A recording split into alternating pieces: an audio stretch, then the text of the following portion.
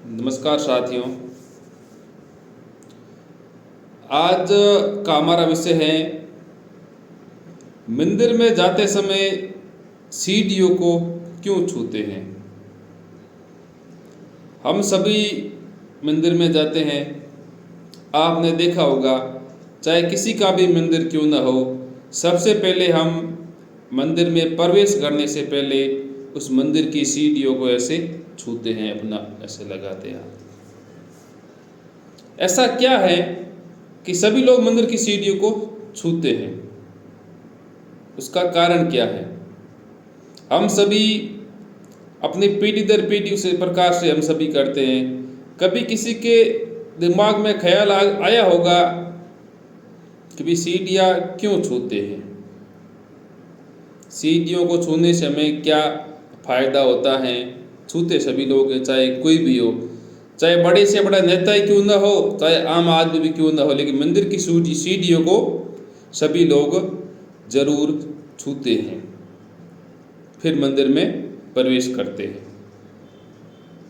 तो मैं आज आपको उसका रीज़न बताऊंगा कि हम मंदिर की सीढ़ियों को क्यों छूते हैं।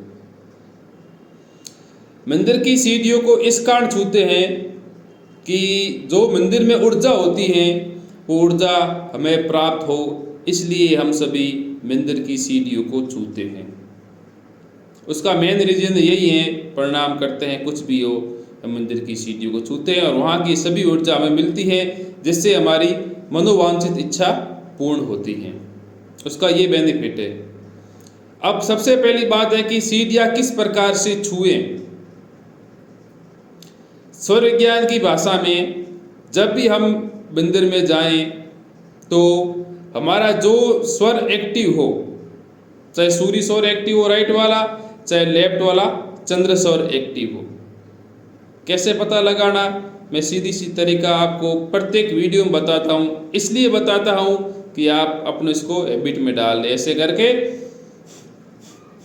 जोर से एक दो बार नाक हवा का प्रवाह आएगा, अंगुली की जिस और ज़्यादा प्रवाह होगा इसका मतलब आपका वो स्वर एक्टिव हो। उसी हाथ से मंदिर की सीढ़ियों को छुए। यदि आपका राइट नोजल चल रहा है तो छूना कैसे? ऐसे झुकना और फिर हाथ लगाने पर गहरी सांस लेना, ऐसे फिर मंदिर की सीढ़ियों के हाथ लगाना, जिससे आपको सकारात्मक ऊर्जा मिलेगी। मंदिर की सीढ़ियों को छूने से पहले झुकना और गहरी सांस लेनी, और जिस नाक से सांस ले रहे उसी हाथ से मंदिर की सीढ़ियों को प्रणाम करना, जिससे आपको बहुत फायदा मिलेगा। वहां की सकारात्मक ऊर्जा आपको मिलेगी। क्यों छूते हैं मंदिर की सीढ़ियाँ, ये मैंने आपको बता दिया कि हम सभी इस कारण मंदिर की सीढ़ियों को छूते हैं, जिससे हमें इसका फायदा मिले। फिर इसके बाद सीढ़ियों की बात आ गई, चलो आगे थोड़ा और बता देते हैं कि हम अपनी भगवान से मनोवांछित इच्छा कैसे मांगे। मांगने का तरीका होता है, सीधी सी बात है ना, किसी से कोई चीज़ लेनी होती है तो उससे प्रेम पूर्वक मांगते हैं, फिर वो आदमी चीज़ देता है सांसारिक प्रवृत्ति के अंदर, यही बात है ना। मान चलो किसी मित्र से 10,000 रुपये आपको चाहिए, आप उसे प्रेम पूर्वक विनम्र भाव से मांगोगे तो वो व्यक्ति हमें उधार पैसा देगा, और यदि हम धमकी दोगे तो क्या पैसा देगा? नहीं देगा। तो उसी प्रकार से भगवान से भी इच्छा मांगने का एक सिस्टम होता है, एक रूल होता है। आपको सौर विज्ञान बता रहा है, उस प्रकार से आप यदि भगवान से अपनी मनोवांछित इच्छा मांगोगे तो भगवान आपकी मनोवांछित इच्छा जरूर पूर्ण करेगा। उसका रीजन क्या है?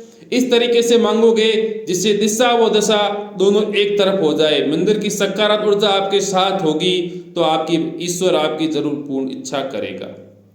तो कैसे मांगनी है? अंदर चले गए, बैठे, जो अपनी मनोवांछित इच्छा है उनको सांसों में भरना, ऐसा हाथ जोड़ना और सांसों में भरना,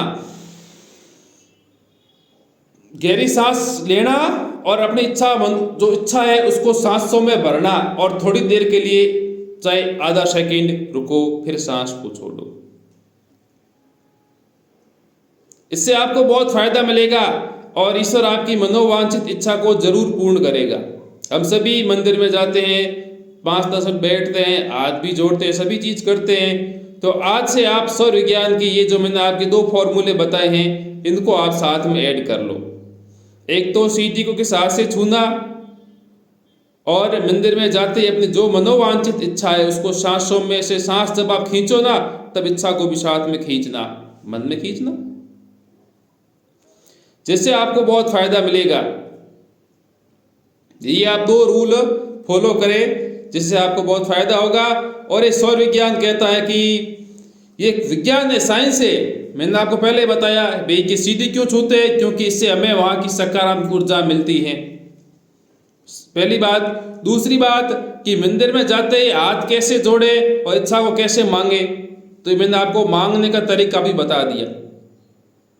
आप सौर विज्ञान का अपने जीवन में रूटीन उपयोग करो जिससे आपको बहुत फायदा मिलेगा। एक बात नोट, आप भगवान से जो भी इच्छा मांगो वो इच्छा सही होनी चाहिए।